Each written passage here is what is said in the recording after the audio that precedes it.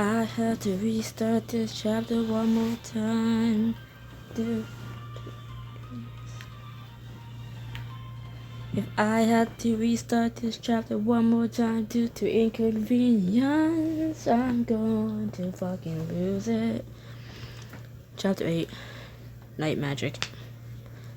First, I had to restart it 6 minutes. 6 minutes into the recording because the mic wasn't recording. The mic wasn't on. Second time, I had to restart because I got very far in.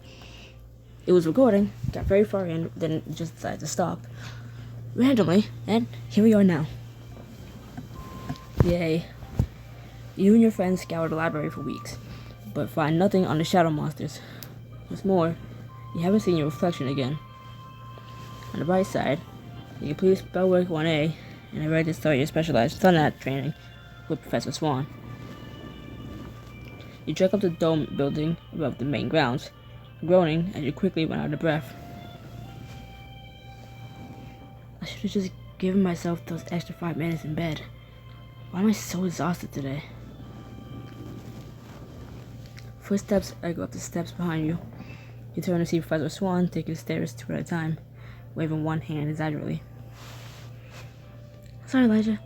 You know how it is. 1 minute you're watching the clock, the next a swarm of bubble bugs has floated through your window. Right. That is so relatable. You and Professor Swan reach the building, and she does a complicated hand gesture in front of the door. The glides open silently. After you, Elijah. This room is all yours after all.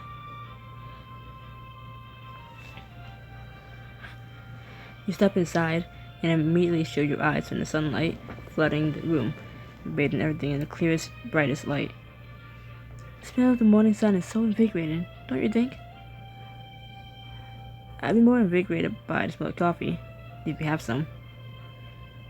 I'm more of a tea person myself. Now, I have a question for you before we begin. I appreciate your honesty. In regards to these mysterious creatures that have been attacking you, have you stayed out of trouble and kept your head down?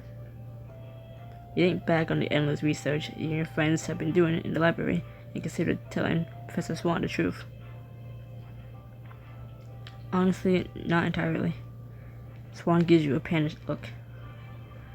Elijah, what's happened? Are you okay? Have you sustained injuries? I'm fine.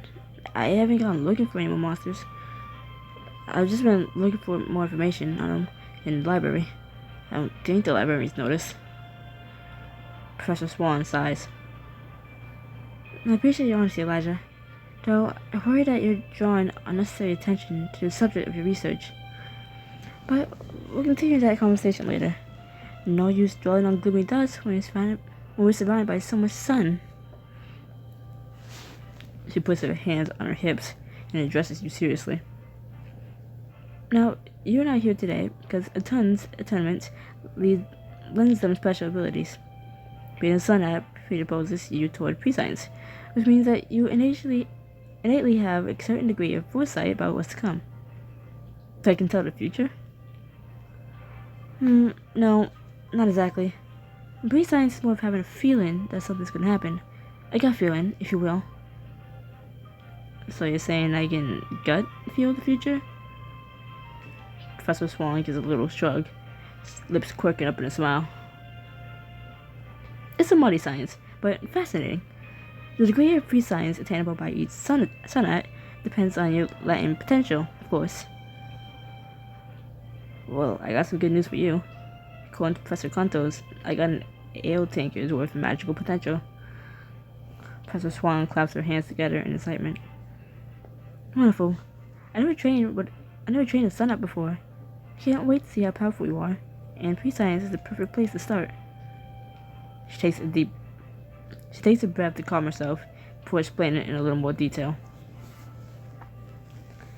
Think of the sun as a marker of time passing. The day progresses as the sun moves through the sky. So tap into your sun abilities will give you a feeling for the future. But with practice, patience, and power, of course, you may be able to get so much more than just a gut feeling. Okay then, how long does it take to develop prescience? Sunrise are so rare, there's no real established time frame for how long pre-science takes to develop. I suppose a powerful sunlight could conceivably learn pre-science in a matter of days. A matter of days? How long did it take you? 3 years. What? But Elijah, you have an ale tanker, remember? I think you'll progress much quicker than I did. Now, the very first step is developing your pre-science is strengthening your connection with the sun. I find meditation to be quite helpful. Just close your eyes and feel the sun's warmth sink into you. Then, work on merging your energy with it. Or why don't you take a seat and try? You sit on the floor with your legs crossed and close your eyes. The glare of the room shines through your eyelids. Now focus inwards. If you're aware of sounds, sensations, anything outside of you, don't let them distract you.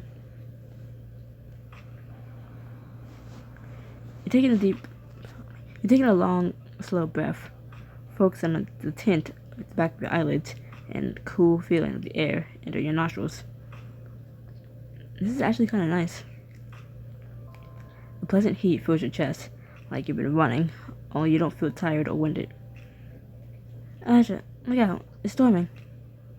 The wind from Professor Swan's spell buffets you, making you flinch. You have to stay centered.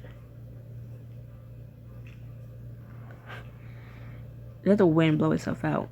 Imagine yourself as a fire that is stoken. When the gale has passed, you feel warmer than before. Yes. Professor Swan's voice filters into your consciousness as a faint whisper. Impressive. Very impressive. With a smile to yourself, you tune off her voice. Her presence is her presence. It's like you're floating in nothingness, wrapped up in a warm blanket, safe and sound. But suddenly, a bright burst of light filtered through your eyelids, as though the crystal in the center of the room is pulsing.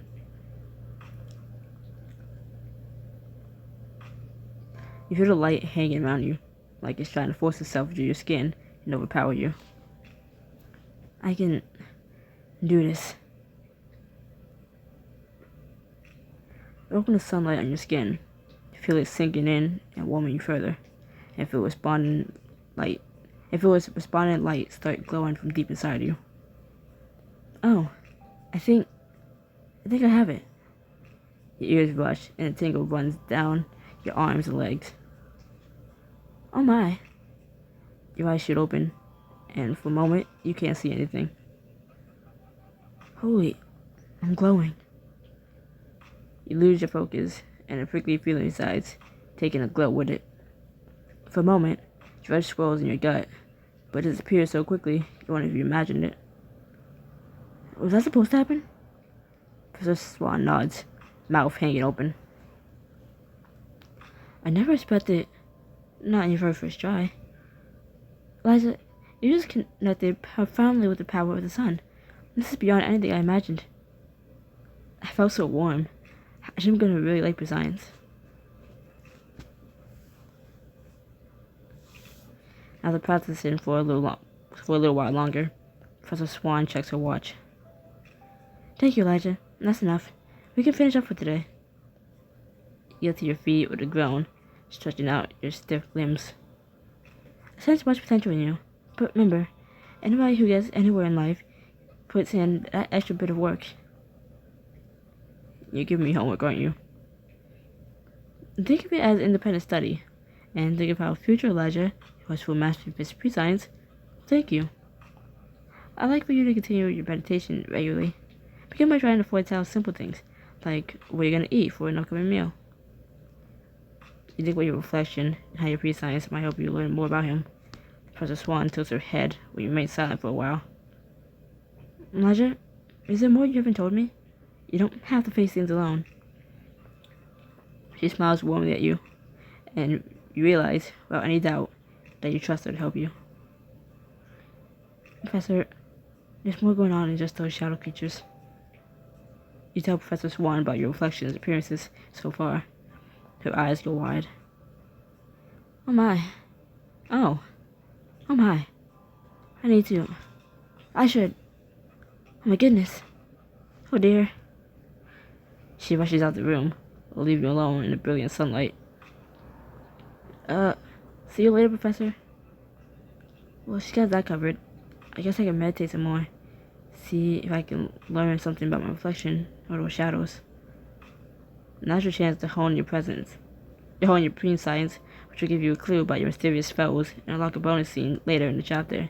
Since I already read past this part the first time, I actually paid for it. First time paying for it. It just doesn't look like it, since this is the third time I have to reread the book, reread the chapter. To this point, you sit back down in the center of the room and release a long, even breath. Your heartbeat slows, and the heat of the sun makes your head heavy. I wonder if this is working? Sunlight brushes against your face, settling gently against your eyelids, coating your skin in its soft warmth. You breathe in and start to feel an ember of pure heat and light in your core. It fades as you exhale, and glows again, stronger on your next inhale. This feels right. Your arms and legs erupt into goosebumps as tingles run through your body. Your ears rush, leaving you momentarily lightheaded. Suddenly, you're pulsing with light. I think it's working. I need to foretell something. Quick. Why did the shadow creatures chasing me? You hit with vertigo, and you try to draw out your arms to balance yourself, but you can't move. Images start flashing before your eyes. As quick as it comes, the vision fades. I think that was real prescience. I foretold something. But what the hell did all that mean? You hear the faint chime of the bell tower and realize that it's lunchtime. Your stomach lets out a monstrous gurgle, and you realize how exhausted you suddenly feel. That took a lot out of me. Food first. Understanding these visions second. You get to your feet and leave the sun-out practice room, closing the door against the vibrant rays of sunshine. A few days later, you meet your Expel Work 1B class in the woods for a practical lesson after deep practice. You saddle up to Beckett. Hey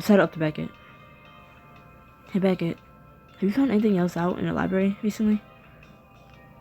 Magick, we scored every book. Some of them twice. Some thrice. Can't believe I'm saying this, but the library might not help us. Before you can reply, Professor England addresses the class from in front of a thick tree trunk. Welcome, class. I'm sure you're all wondering what we're doing out in the woods. Today's lessons involve using wood magic to create resin. Can anyone tell me some qualities of resin and magic? Resin not only has healing and protective qualities, but can be manipulated by almost every element, so it's extremely versatile. Correct. And because wood magic is fairly tricky, today's lesson is also a companion magic lesson. You practice melding your magic with others. One of you will channel the wood component of the spell, while the other channels water. Professor England touches his index and middle fingers together at chest level. When performed alone, this dance can help meld wood, to emit natural life with water, that which nurtures natural life. Sense the sap in the tree to channel your magic into it. Use water to dig in the sap under the bark, and wood to channel it to the surface, and then say, Latina. He slowly separates his fingers. Between them such as a vicious rope of amber, which he fashions into a crystalline shield will flourish.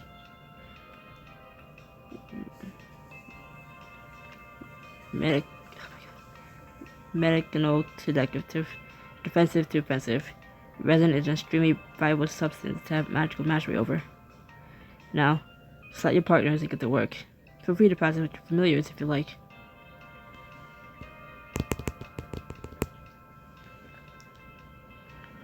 Oh, okay. Do you not want to work with me? It isn't that. It's just, I have a fair bit of difficulty with wood, as it is metal's counterpart. Please don't laugh. Beckett, I'm not gonna laugh just because wood magic is hard for you. Beckett looks around frantically, waving his hands at you. Elijah, please keep it down. I have a reputation to uphold.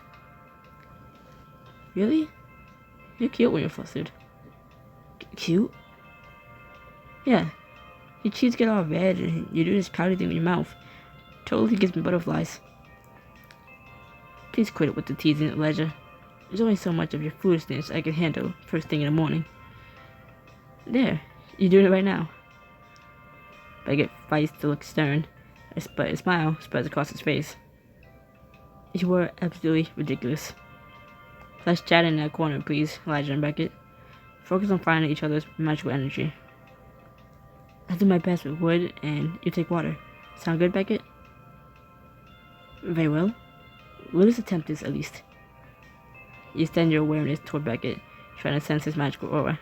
Slowly, you start to feel a sensation in the air. Steely, but pliable. Beckett's face is clenched up in focus, but suddenly his eyes meet yours and widen.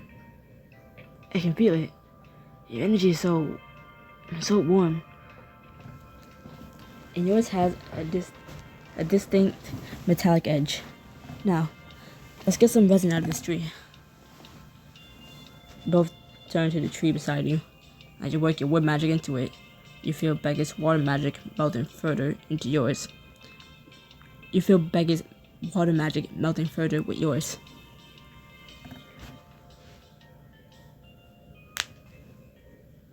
With your magic deep in the tree, you get to sense the sap spreading through all parts of it, from the trunk to the tips of the branches. It's like I can feel the tree's life force, as though the sap is blood flowing through its veins. Can you feel that, Elijah? We're definitely doing this right. Next is just making the actual resin. Very well. I'm using my water to dig into sap. It's up to you to complete the spell with wood magic. As you try to move your magic with the sap, feeling it become more vicious and easier to handle, Professor England passes by. Looking good, you two. Now, you just have to bring it to the tree's surface.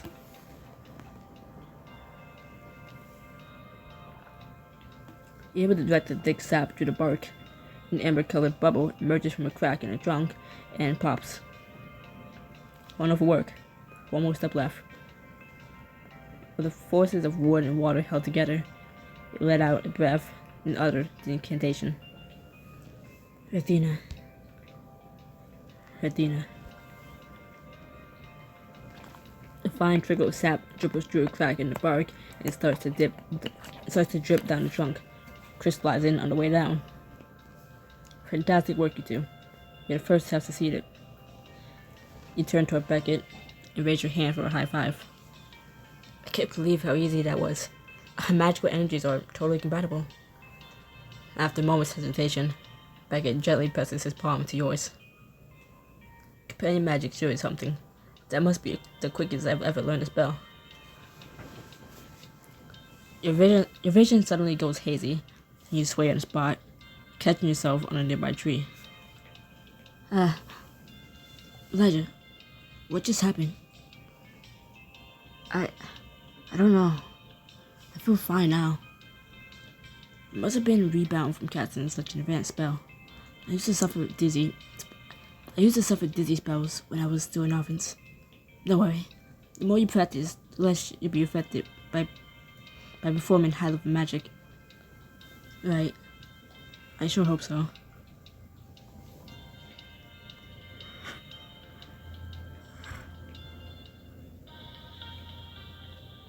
You're doing homework later that evening, practicing the resin spell with Loomis while facing your wooden desk. Combine the wood with the water. Link your fingers the way Professor England showed. Loomis' expression tightens as he tries to help you focus your magic. Okay, I think I combined them. I just have to say the incantation.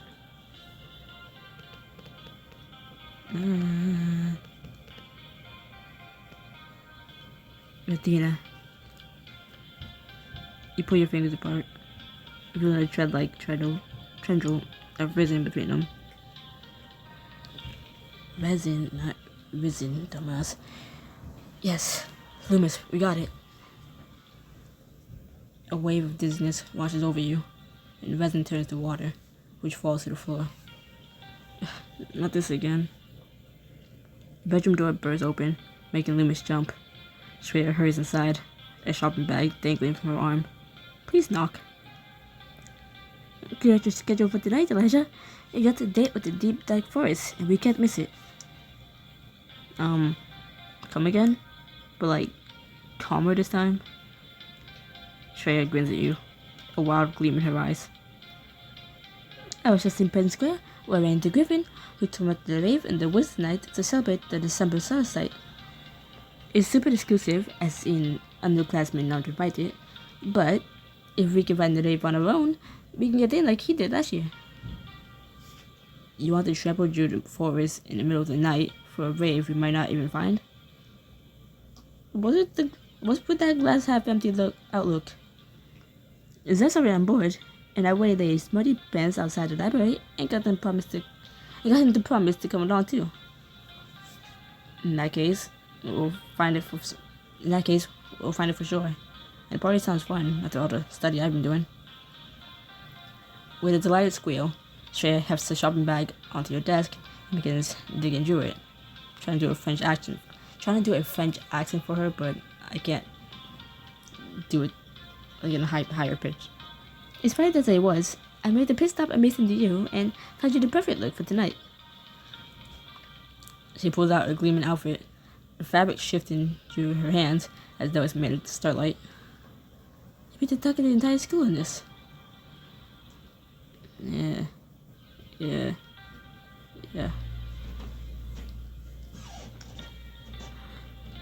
New moon. This is a look to eclipse all others.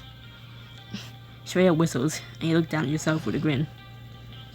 Is it weird to wolf whistle at myself too? Cause damn do I look good. Tell me about it. My eyes are feeling so blessed right now. Ch8 claps her hands together. Great! I'll let the others know you'll be ready in 10. And no dawdling. She breezes out of your room, and you turn to Loomis. Looks like you're manning the fort tonight. See you later, buddy.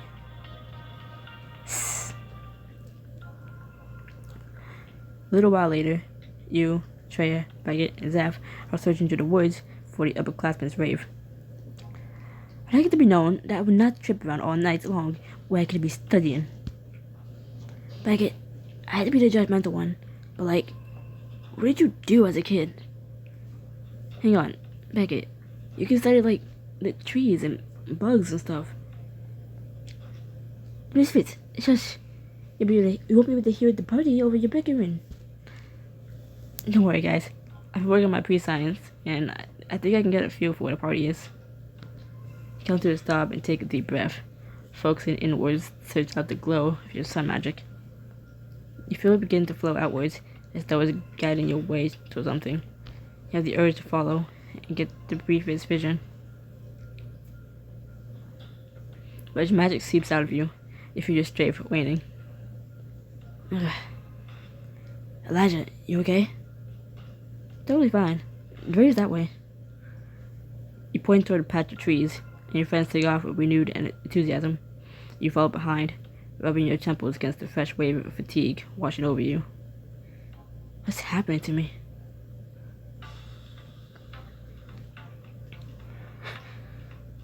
Suddenly, you walk right into a clearing filled with lights, music, and students dancing and laughing. Griffin spots you from his perch on a low wall nearby. Hey guys, I knew you'd make it, and just in time to get in on the moon gate at Magick. He waves you over, and you join a group of students gathered around a circular hole in the wall.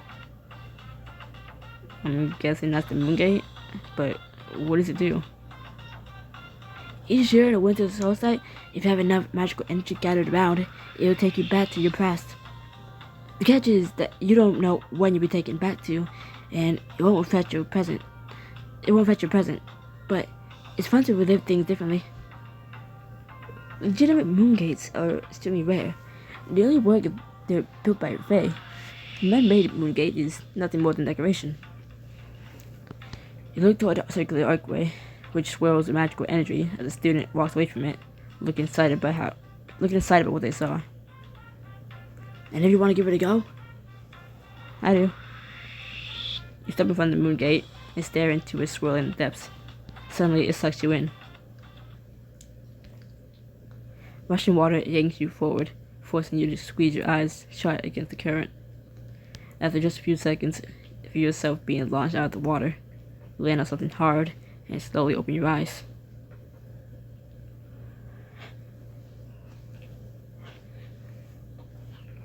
Here again? It's my first day at Pendergast.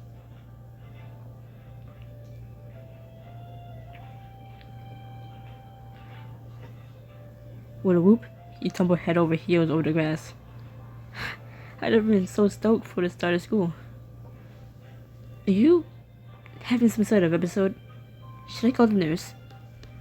You whirl around and find Beckett standing behind you and watching you warily.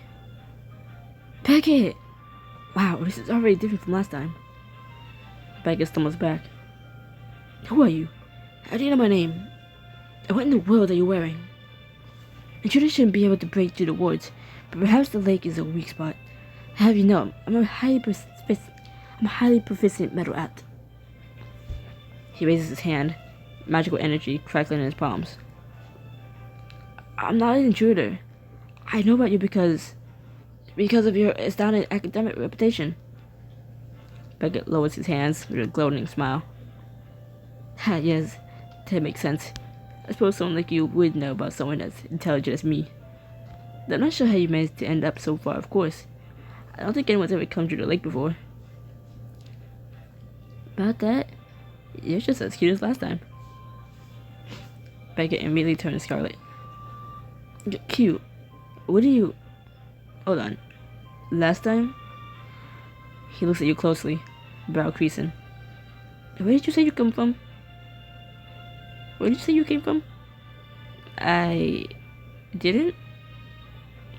Beckett's eyes narrow, and you glance nervously down at his hands, but he doesn't call up any more magic. Suddenly, he gasps. Wait, I heard about this kind of behavior. You're a Moongate traveler. Quick, tell me what scores I received in my exams. I want to know what weakness I need to correct. His surroundings suddenly change again, and Beckett's voice fades away, replaced by the heavy bass of the rave. You step aside so the next person can take their turn at the Moongate, and your friends converge on you eagerly. So, where did you go? What happened? Was I there? You weren't, but Beckett was, and I can confirm he's a nerd in every possible reality. What? You went back in time and sabotaged my school grades. I swear out. Now you're just proving my point. What happens in the Moongate doesn't affect the present, remember? As Beckett splutters, you turn to Griffin. That Moongate was incredible. Never thought I could relive my past. Trekking through the forest was so worth it. You only see the fraction of what's going on tonight. Enjoy the party. I recommend getting in on one of the light shows. You can do lots of cool magic with the Celestite's energy powering you up. This might be a good time to mention that there's something wrong with my magic. I can barely cast anything without feeling exhausted. I think I might be dying. I think my magic's broken. Don't be ridiculous, Elijah. Yeah, magic doesn't just break. There's probably a simple explanation for this. Maybe you've just been practicing too much. Beckett scoffs. It's the Celestite. Obviously, the days have been getting shorter. That is the longest night of the year. One of heightened magical energy. So then why is my energy the exact opposite of heightened? Because you're a sun and the daytime in sunlight is shorter, specifically today. The night is longer.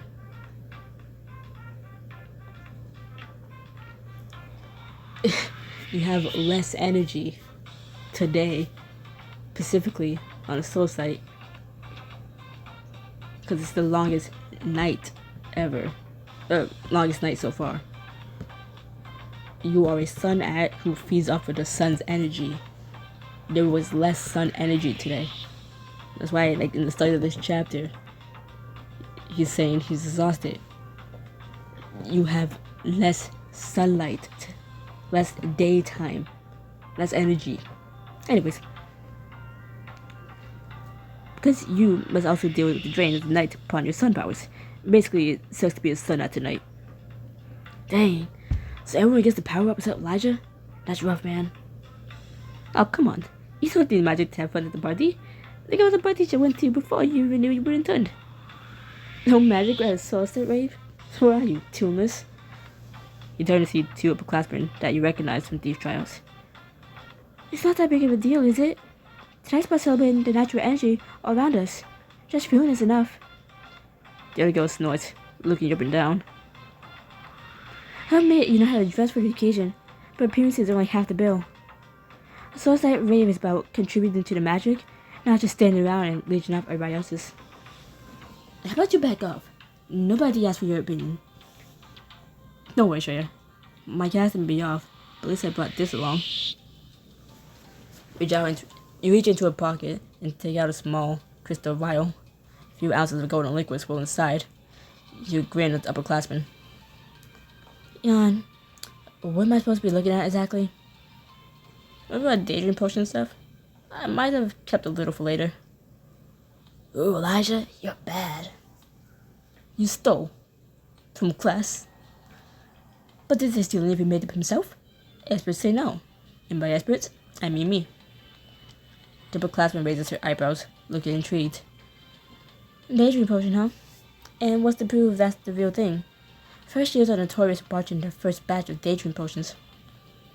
Well, looks like there's enough for each of us to take a sip. I'm truly brave enough to test my potion making skills. I'm a bit concerned about how the magical application of the solstice may interfere with the potion's effects. Interfere? Oh, enhance. Pass it around, Elijah. I can't wait to see what kind of magic I can do with some daydream potion helping. Let everyone take a sip before down the last swallow yourself. It tastes like cider and leaves a slight burn in your nose afterwards.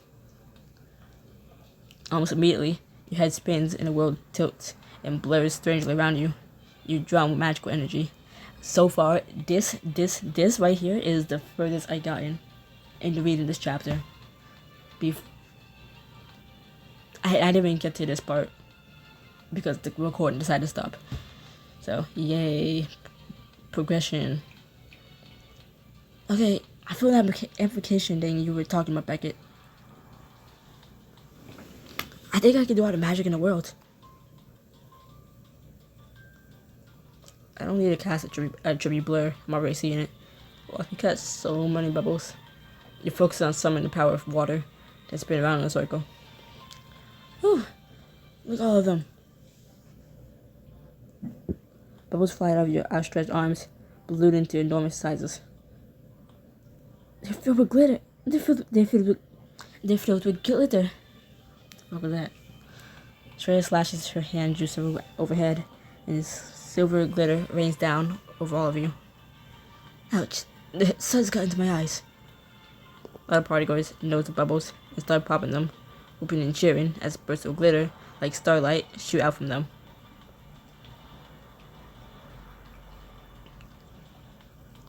Everyone looks at you as the effects of the potion wear off. Okay, I'm convinced. You gotta be ace in potions if you can brew a daydream potion that strong. Yeah, let me just...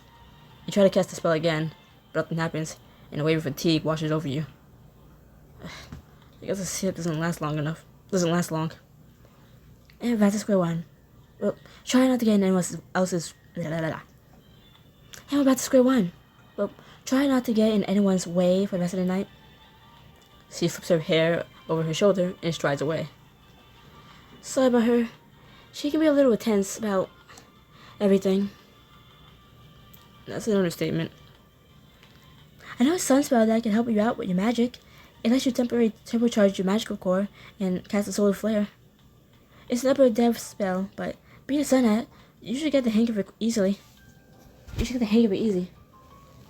Would such a power boost help in a battle against, say, a monster made of shadows and evil? If you think that's something you're gonna be dealing with, yeah, I'm sure it'd be useful with that.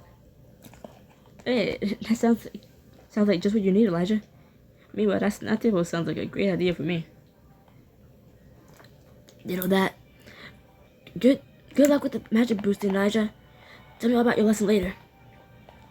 I would really pass up the opportunity to learn a spell. The floor in this neck of the woods is absolutely exquisite, if you'll excuse me. You look at Shreya. Oh, you know I'm checking out the party. Catch up with me when you're done. Your friends all head off, leaving you with the enthusiastic upperclassmen. So, what do you say? Want a turbocharged magical core at your, core? The solar flare spell is an incredibly powerful sun spell. You don't want to miss out on adding this to your arsenal. Yay, I did pay for it. Got me in. Awesome. Alright. So you know how we're constantly, unconsciously letting some of our magical energy out into the world? Yeah. Definitely. Well, this spell pulls that energy back into you, making you more powerful. So how do I do that? First, you need to focus on the energy you're losing. You need to be aware of it before you can keep it in. Try reaching for your magic like you're about to cast something, but don't do it. You close your eyes and focus on your magic, but it feels like wading through mud. Each tug at your magic, leaving you out of breath. Jeez, this is exhausting. Beyond the ball of magical energy at your center,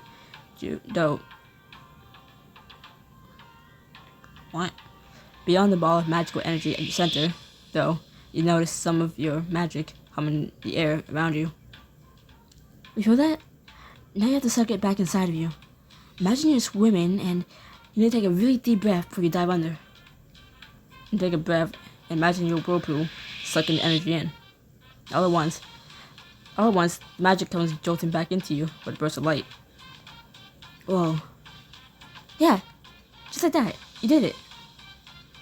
I feel so much better already. It's like I'm feeling supercharged. Now you can create a solar flare if you want to let your power back out. The energy raises beneath your skin, straining at the surface. Your fingers twitch, a small spark dancing between them. Raise your hand and let the magic burst out. A bright flare of light shoots up from your palm and explodes above you in a shower of sparks. A couple of people applaud when the student from earlier calls out to you. Looking good, freshie. You stagger, struggling to keep yourself upright. The other student catches your arm, supporting you. Now I'm tired again. Well, yeah. You just use all your magic at once. Be more careful next time. Well, it was fun hanging out with you, freshie.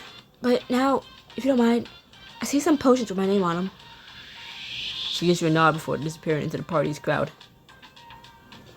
I keep looking at the top right of my screen to look at the timer to make sure it's still recording. 'Cause it better not! You make your way around the party, taking in the sights and sounds, and eventually scouting out your friends. Griffin sits on a log with a strange string instrument in his lap, surrounded by upperclassmen, listening to him play. Trey is at a table full of snacks, mixing various luminescent liquids together in a fancy glass. Beckett appears to be examining one of the trees on the outskirts of the clearing. He touches it, then pulls back with a look of fascination on his face. Here's your chance to hang out with one of your friends. You also have the opportunity to get away from the party, spend some one-on-one time together. It says one of, okay. Will they stay casual, or will sparks fly between you?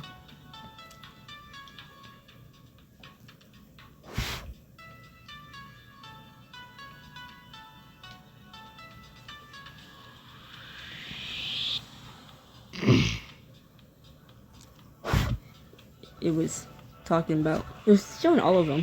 Sorry, no. It was only talking about Beckett, Trey, and Griffin. Like, what about Zeph? Like, I know. It's like a chance to have maybe like a romantic moment with them. Zeph doesn't count as one of them. Because he ain't into that. But I'm still offended that Zeph would be like the non-premium option if the choices were premium, because you know he's not a love interest. Like, why would I not just want to hang out with my friend, my good buddy old pal?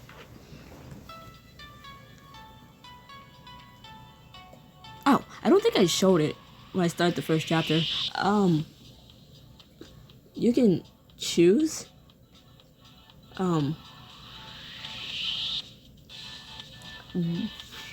what you're into. And this is the only book where you can actually choose like what you're into.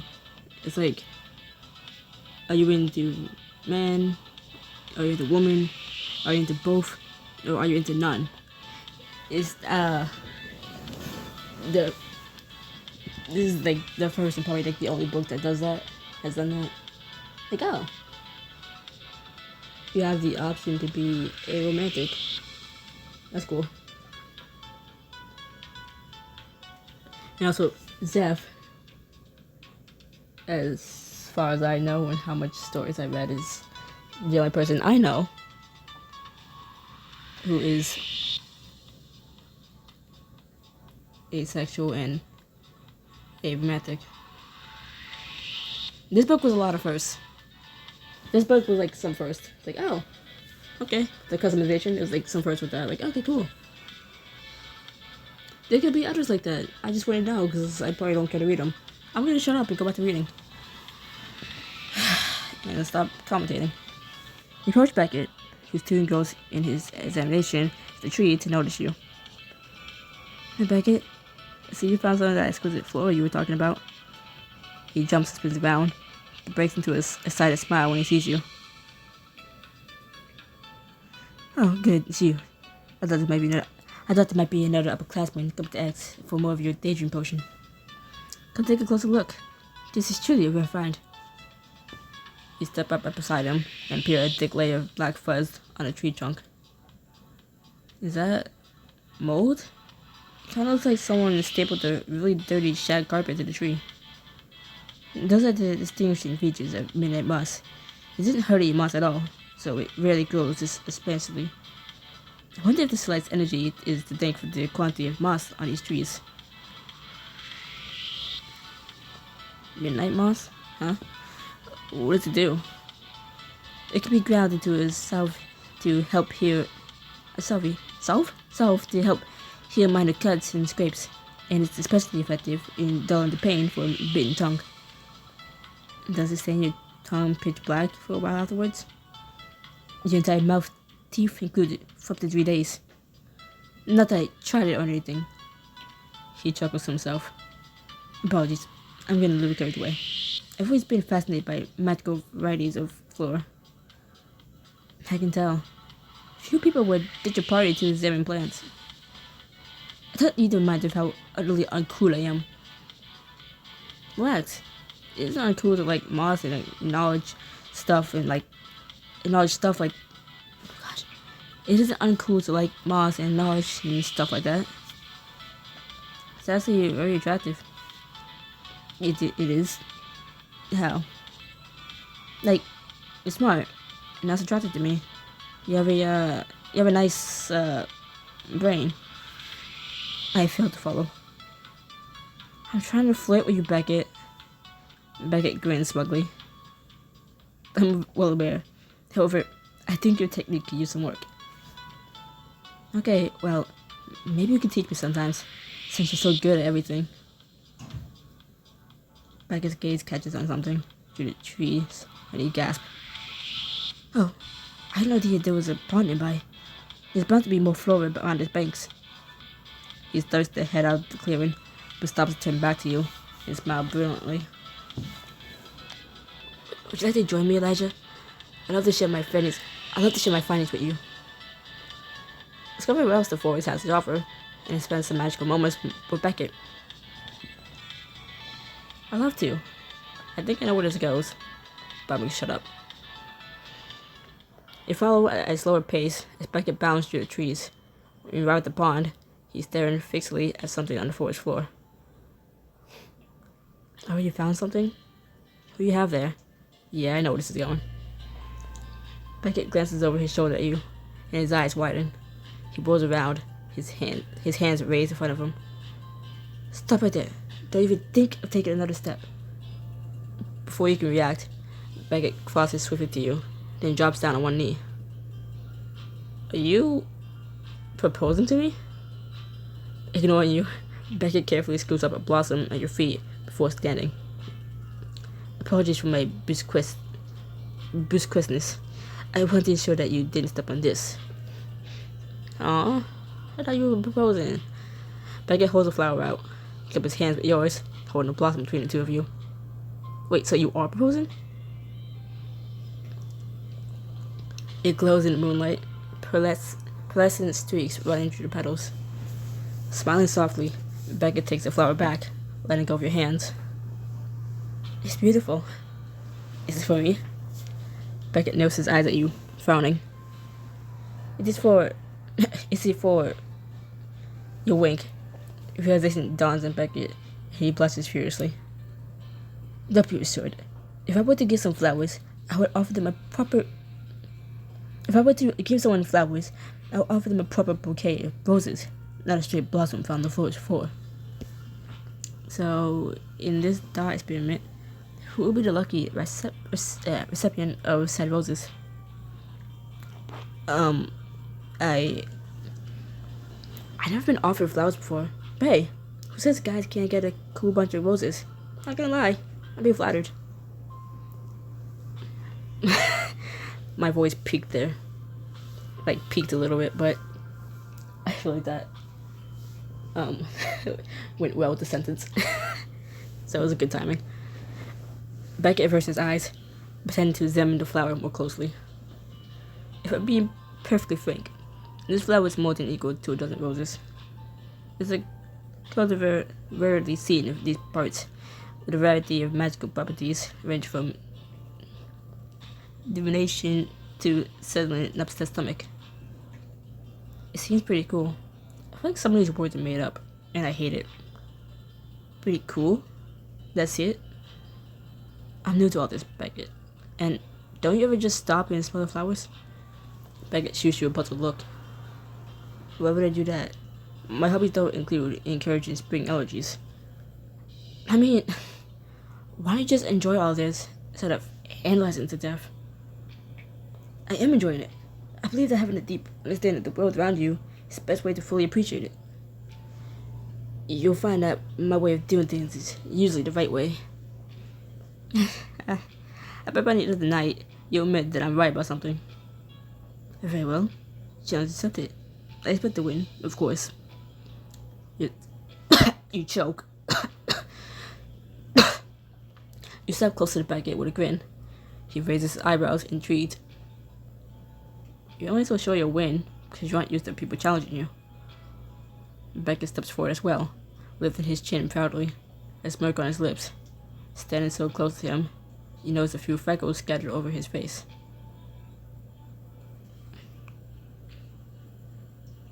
Does he have freckles? I have my face as close as I can to the phone. Like, does he have freckles? You may be right about that, but you should know, when I am challenged, I never back down. Oh, was that? Did you just say that I'm right? I cannot believe you just did that. As much as I hate to admit it, you have won your bet. Yes, what's my prize? I believe the term is when I set in that regard. As a show of good sportsmanship, I'll allow you to make that call. Well, then I want a kiss. I must say, you don't drive a hard bargain. Beckett leans in and kisses you lightly. He looks as calm as ever, save for a telltale flush of red on his cheeks. Wait, that's it? Certainly not. Underestimate me. Certainly not. Underestimate me at your own peril. I am nothing if not an overachiever. Beckett rests a hand at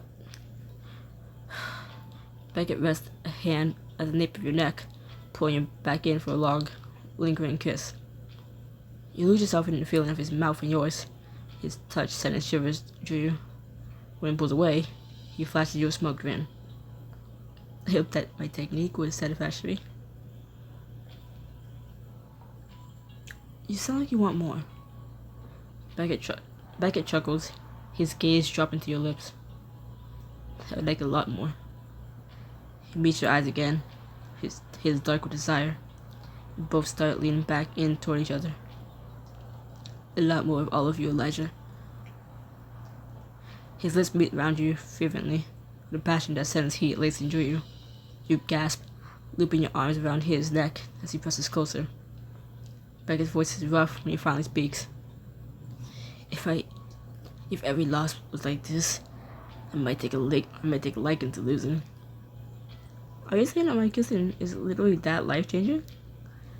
You duck to press your lips to his neck, trailing upwards, feeling his pulse racing. He shivers when you give his earlobe a gentle nip. Oh, are you saying that I'm just so irresistible? You jolt away your pride from me. He grabs the front of your shirt and pulls you back in for another fierce kiss. His mouth moving against yours hungrily and desperately. He backs you against the tree. I'm tired. He backs you against the tree trunk and presses closer, his body flush against yours. You arc against him with a groan, feeling him smirk against your lips. He pulls back to gaze into your eyes. Yes, and yes. And then he's kissing you again, stealing your breath, setting all your nerves buzzing with desire. Beckett. You give as good as you get, tangling your fingers into his hair, forgetting about the party, the pond, the forest around you, only where Beckett and the drill of his lips against yours. Eventually, your kisses turn slow and lazy, Beckett's hands resting your waist, his touch gentle and warm. We should do this more often. I hardly think it likely that you'll want to bet against me again. You never know. It wasn't that hard. And besides, I have a feeling you'll be ditching the whole I have to win a bet clause. You press closer, kissing Beckett one last time. He smiles against your lips. Once again, I have to admit that you're right about that. Just then, you hear a distant commotion coming from the party. What was that? Who knows? Perhaps something exploded, or a unicorn is attacking the local populace. Shouldn't we go check? I suppose. You take back his hand, smiling as his cheeks turn pink. Shall we see what crimes our classmates have committed? Sounds so fun when you put it that way. Let's go. The two of you make your way back to the clearing, where the partygoers are converging around a display of magic. Get your magic in on this one. Get your magic in on this, everyone. The night's at its peak, and we're gonna set the sky on fire. You try to follow, but get buffeted this way and that by the students flocking toward the magic. Well, maybe I'll just hang back. As the fireworks alter the color of the night and reverberate in your ears, for a second you think you see. What? But you blink and it's gone. You open your eyes, but see no shadowy monsters among the trees. You peer through the foliage and realize a pathway stretches deeper into the forest. You step down the pathway. Anybody there? Hello? There's no reply, and no sign of life down the pathway until... Hello? Anybody there? That was an echo, right? An echo. The bushes right beside you rustle violently, and a dark shape darts out of the gloom. Elijah! Thank goodness I found you. You stumble back, clapping a hand over your racing heart. Holy crap. Esther, you scared me almost to death. I thought you were the shadow monster. The shadow monster? I don't think there are any around. As Esther's eyes darken, you notice that she's breathing hard as though she's been running through the forest. Not creatures, Elijah. I must. They need you to see. She takes your arm and immediately its roundness melts away.